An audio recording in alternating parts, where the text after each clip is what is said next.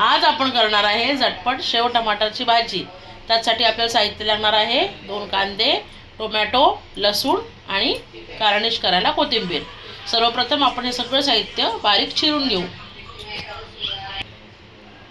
आता आपला कांदा टमाटा चिरून झालेला आहे। इथे मी लसूणही ठेचून घेतलेला आहे।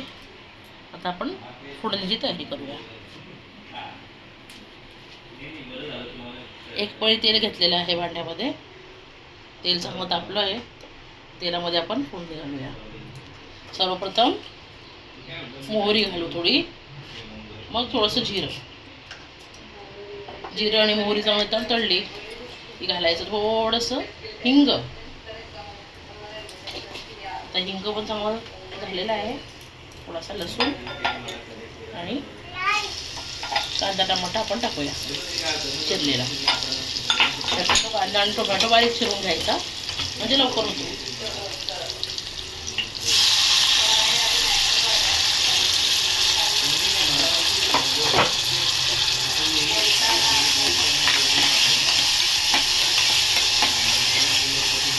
थोडं मीठ घालूया।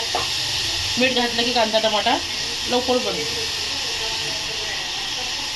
आणि मीठ थोडं कमी घालायचं, कारण आपण शेवभाजी करताना शेव घालतो। शेवमध्ये ऑलरेडी मीठ असतं, त्यामुळे याच्यात थोडं मीठ कमी घालायचं।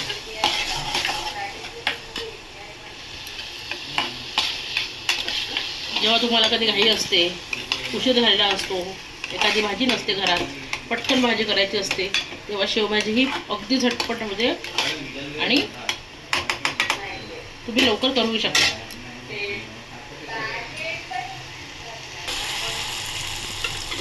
आता हा कांदा टमाटा व्यवस्थित तांबूस रंगाचा झालेला आहे। आता आपण याच्यामध्ये लाल तिखट, हळद, धनेपूड आणि मसाला टाकून घेऊ। तिखट आणि मसाला किती टाकायचा हे तुम्ही तुमच्या चवीप्रमाणे ठरवू शकता। आता मी धनेपूड टाकते, थोडी हळद, लाल तिखट। शेवमध्ये पण ऑलरेडी तिखट असतं, त्यामुळे पुन्हा थोडं तिखट कमीच टाकावं। जर तुम्हाला तिखट आवडत असेल तर तुम्ही जास्तही टाकू शकता। थोडासा काळा मसाला टाकलाय,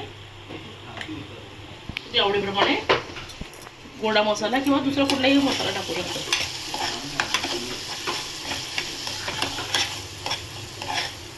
आता मसाले घालून व्यवस्थित कांदा आणि टमाटा परतून घेतलेला आहे। आता आपण याच्यामध्ये थोडं पाणी टाकूया। आता आपल्याला वेळ असला आणि घाई असली की काय करायचं, पाणी एका साईडला तापवून घ्यायचं। मी एका बाउलमध्ये पाणी तापवून घेतलेलं आहे। आता हे गरम पाणी आपण त्याच्यात टाकू।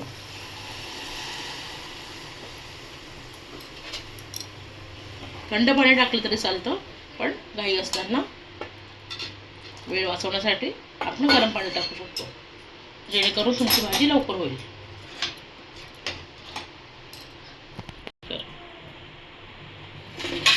आता या पाण्याला चांगली उकळी आलेली आहे। आता आपण थोडा गॅस कमी करू आणि शेव टाकायचे आहेत। इथं शेव घेतलेले आहे। तुम्हाला किती भाजी करायची आहे याच्यामुळे एवढ्या शेवमध्ये 2 जणांचे जेवण आरामशीर होतं। आता आपण याच्यात शेव टाकूया।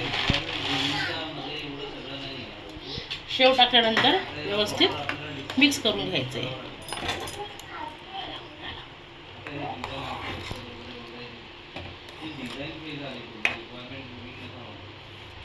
आता आपण हे व्यवस्थित झाकून ठेवू आणि 2 मिनिटं याची उकळी काढूया।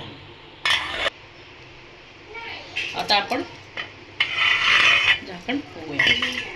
आता व्यवस्थित शेव भाजीमध्ये मिक्स झालेले आहे आणि नरम झालेले आहे। आता आपण याच्यामध्ये वरून शेव टाकायचे आहेत आणि गरम गरम भाजी चपातीबरोबर सर्व करू शकतो। आपली झटपट शेव टमाटरची भाजी रेडी झालेली आहे। आता ही तुम्ही चपातीबरोबर किंवा भाकरीसोबत कशी खाऊ शकता। धन्यवाद।